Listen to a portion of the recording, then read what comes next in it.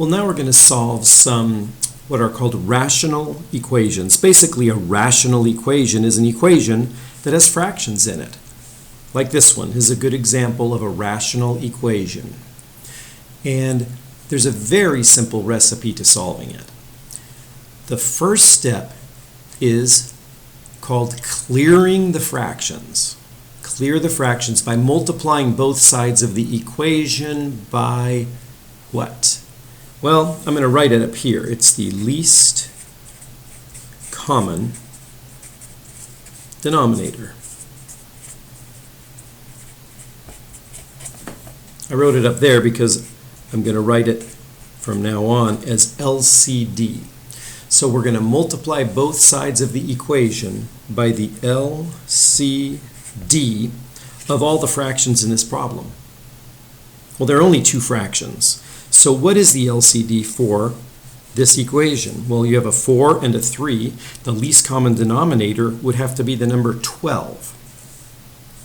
So I'm going to take x plus 2 over 4 minus x minus 1 over 3 equals 2.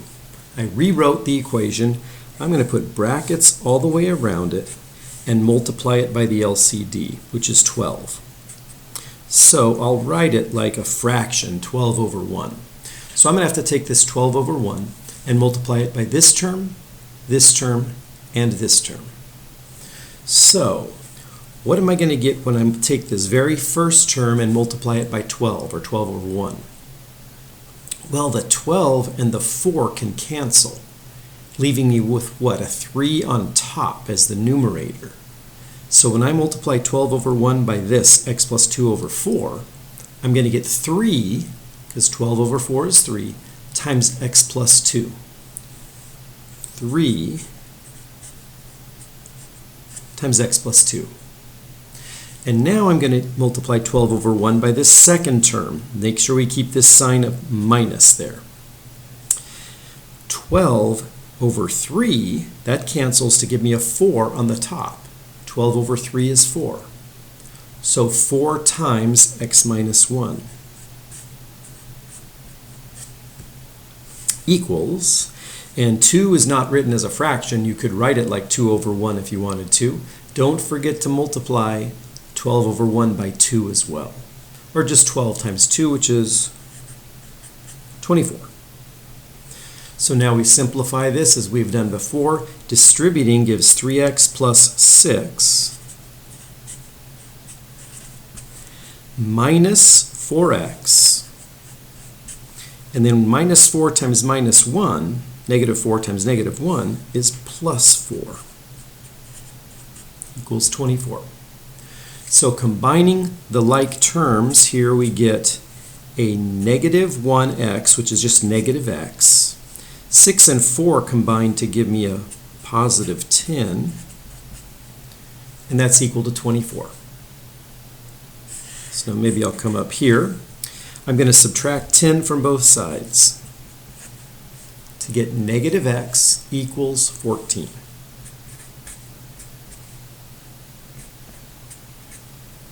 If negative x is equal to 14, you multiply or divide both sides by negative 1 to get x equals negative 14. Now, you should check this answer by plugging it in here. And let's see how difficult that will be. It shouldn't be difficult at all. X is negative 14. So if x is negative 14, what's the numerator of this? X plus 2 would be a negative 12 over 4. Minus negative 14, replaced with x here. Negative 14 minus 1 is negative 15. Oops, sorry about that. Negative 15 over 3. Now remember, that's minus a negative 15 over 3. That's going to end up being a plus here.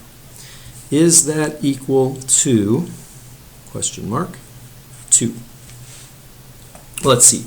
That is negative 12 over 4 is a negative 3. I'm going to write it way over here. Plus 15 over 3 is a 5.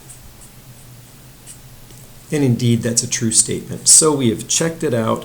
This is the correct answer to the problem. Now we've got a couple of more to do. Let's look at this problem here. Another rational equation. The main difference between this and the previous problem is that we have an x in the denominator. So when this question is asked, are there any restrictions? Well, you have x in the denominator, which means what's the number you can never have in a denominator because it's an undefined? Would be if x is a 0. So are there any restrictions? Yes. And the restriction would be x cannot equal 0. This is the restriction. So if we work this out and we determine that the solution is x equals 0, what would you write in the answer column if you were taking a test? Well, if the solution comes up to be x equals 0, that means there is no solution. You have to remove that from the list of solutions. So I don't think it's going to be in this case, but let's go ahead and solve this. So what am I going to multiply the entire equation by? The LCD of all the fractions. So the LCD, we have x as a denominator and we have 5 as a denominator. So 5 times x is going to give us the least common denominator. Don't multiply the x's together to get an x squared. X and x, they have the same denominator. They're unique. So you simply take one of the x's and multiply it by the 5. And you'll see why that works. When I rewrite this, 1 over x equals 1 over 5 plus 2 over x. Well, the least common denominator is 5x, or 5x over 1 if you prefer. Well, notice 5x over 5 means the 5's are going to cancel. 5x over x, either here or here, means the x is going to cancel. So we would get, when we cancel 5x over x, that leaves us with a 5 on top. 5 times 1 is just the number 5. 1 over x times 5x over 1 is 5x over x, and the x's cancel, leaving us with 5. Then 5x over 1 times 1 over 5 means that the 5's are going to cancel, leaving us with just x. X over 1, which is just x. Plus 2 over x times 5x over 1. Multiply these two fractions together, we can cancel the x's, and we get 2 times 5, which is 10. So if I subtract 10 from both sides, it leaves me with x equals negative 5. I'll write it this way. X is equal to negative 5. And that will work when you plug it in. I will let you, on your own, replace this x and that x with a negative 5 to verify that it works. But I think you'll find that it does. All right, number 7. Solve this rational equation. Are there any restrictions? Well, of course there are, because you have an x in the denominator in such a way that this denominator, if x were equal to 3, either here or here, you'd get a 0 in the denominator, and that is not legal. So basically what I'm doing is setting the denominator equal to 0 to find out what number would give me a 0, and that would be x equals 3. This would be a bad number. This would give me a 0 in the denominator. So if it turns out that 3, we work this out doing perfect arithmetic, we get x equals 3 as a solution, we're going to have to remove that number as a solution. Okay, so we're going to take this entire equation and multiply it by what? What is the least common denominator of these three terms? Well, the 9 just has 9 over 1, so that doesn't contribute anything to the least common denominator.